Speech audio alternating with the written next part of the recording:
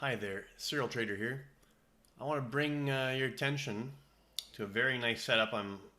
Actually entered a position today on it, and that's in ticker symbol FXY. So it basically just mimics the relationship between the Japanese yen and the US dollar. So if this is rising in value, that means that the yen is rising in value against the US dollar. This is basically just a way to play this relationship without actually trading outright forex. And for a lot of people, they either don't have access to forex trading, or they're not capitalized well enough to do it, or they're not regulated to do it where they live. Whatever the reason, this provides a pretty decent way to play it if you can't actually play the forex itself. So that being said, you might find you recognize this chart, and it doesn't look so different from the gold chart. And you have a nice top here in 2011, much like gold. You have a 5-wave decline, although this 5-wave decline is a little prettier than gold's 5-wave decline. But nonetheless, similar implications here. So 5 down from the top. You had this little 5-wave advance. Well, it wasn't little, but you had this 5-wave advance off the bottom in what I'm labeling as an A wave. And that peaked out in August of 2016.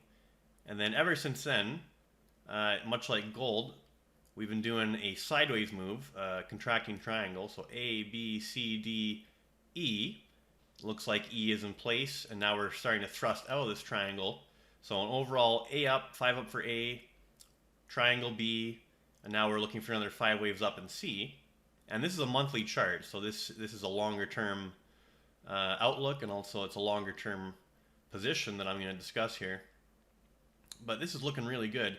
So this definitely has a correlation with gold, although it doesn't trade in lockstep with it, although very, very clearly there's a pretty good correlation. So if you missed out on gold's triangle thrust, which may or may not still have some juice left in it, but it's definitely farther along than this one is, we're basically just looking kind of like where gold was, earlier this year, getting ready to kind of start this big thrust out. So I think this is a fantastic outlook here. And I was reviewing some of my trades, which I do fairly frequently, and the common theme I was seeing is my absolute best trades as far as how often they're correct, and also the magnitude of the gains and how little volatility I have to endure when I'm in them, all these things.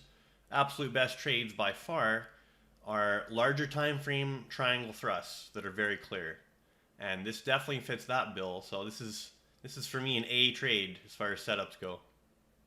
All right, so I've done just a few things here. So we have the parallel trend channel. So we'd expect to kind of move up maybe towards the upper end of that channel in this C wave. I have the overall retracement of this initial 5 waves down from 2011. So you can see the A wave just about got to that 38.2% retracement. And the C wave, maybe we get around to that 50% retracement level.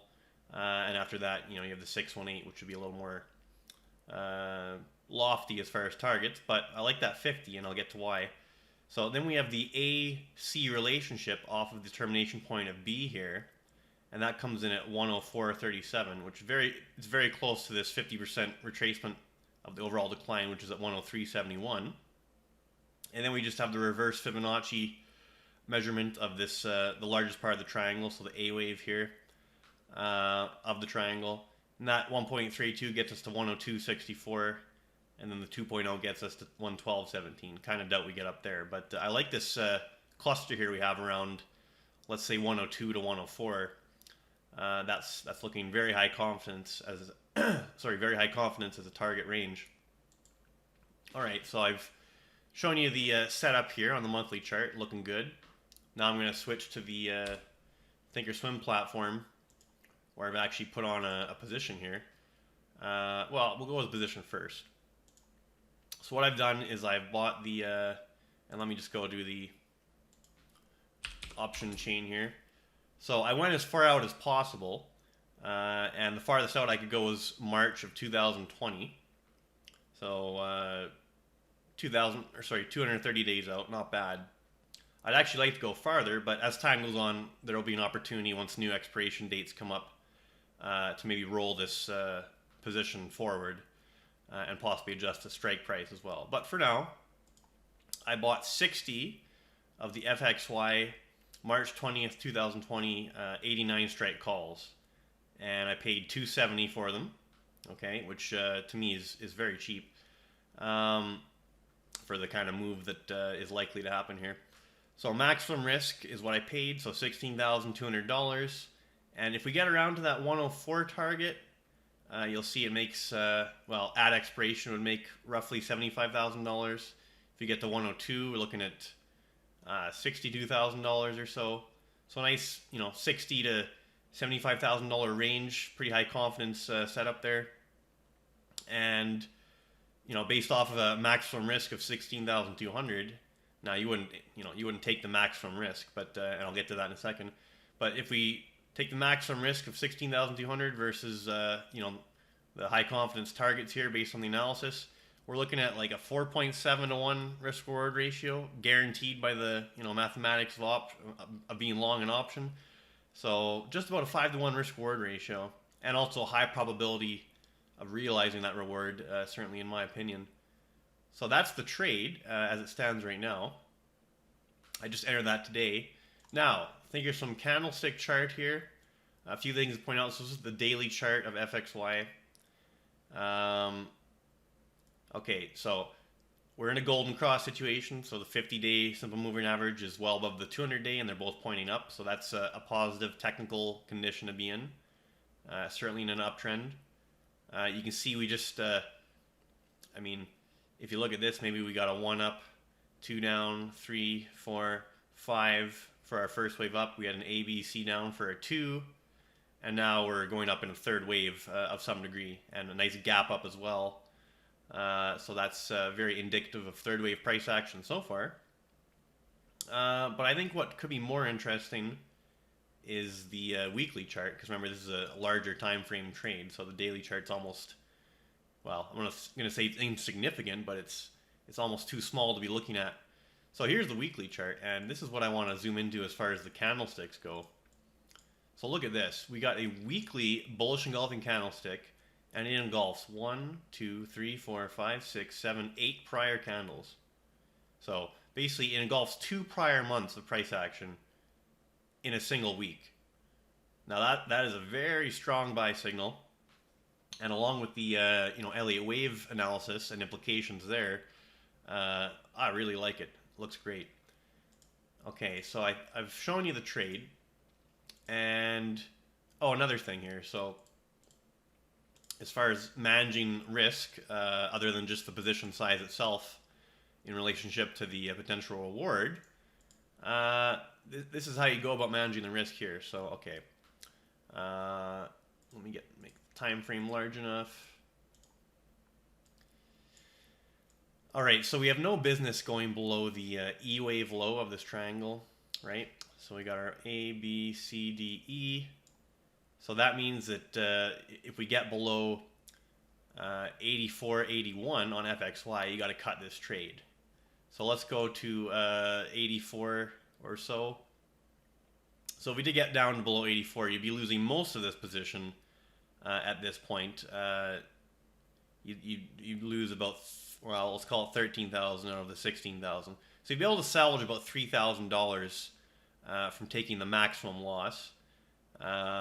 So that's, you know, you have to accept that and adjust your position size accordingly. And that, remember, that's the worst case scenario, essentially, and it is not likely based on the analysis. But adjust your position size so that if that happens, you know, it's just a managed loss and you're okay with it. If you're not okay with that, however unlikely it may be, then adjust the position size until you are.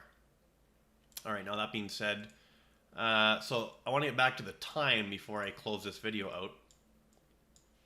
So as far as time goes, and we'll go back to this chart here. So typically a C wave thrust out of an A, B, C setup, where the B wave is a triangle and you're thrusting out a C, typically it happens faster than the A wave. It's more explosive, right? Because we've built up all this energy, all this indecisiveness, and then we finally have this resolution and acceleration. So that being said, we're going to do some time analysis here. So if we go the amount of time the A wave took, here, let me just throw the magnet on so it latches on where I want it to. If we go the amount of time where the A wave took, projected off of where the B wave ended, if it took the same amount of time, and remember it's likely to take less time because it's stressing out a triangle, but if it took exactly the same amount of time start to finish as this A wave took, we'd be looking at June of 2020. So with our March expiration, we're not so far away from that. I would have liked to go a little farther, but you know what? I think we can get most of this move done, if not all of it, by that March expiration, and we can certainly adjust the option position. You know, say a few months go by and we're already up to 97 or 100 or something. You know, we can reevaluate there and make some changes. But for now, this is something you put the position on. It's a longer term play. You don't worry about, you know, little wiggles on the daily chart or even the weekly chart for that matter. And you stay bullish against that key level, which is that 84 and change there. All right, so that's the trade setup. Beautiful triangle trade setup. Probably my favorite at this point. Hopefully you can do something with that. And we'll certainly update this as things progress, although probably won't be anytime soon because this, again, is a multi-month position. All right, and sometime this weekend or over the weekend, I'll definitely do a deep dive on the U.S. markets there. I think there's some interesting things going on there, some opportunity, possibly to the downside. So we'll have a look at that too. All right, Serial Trader signing off.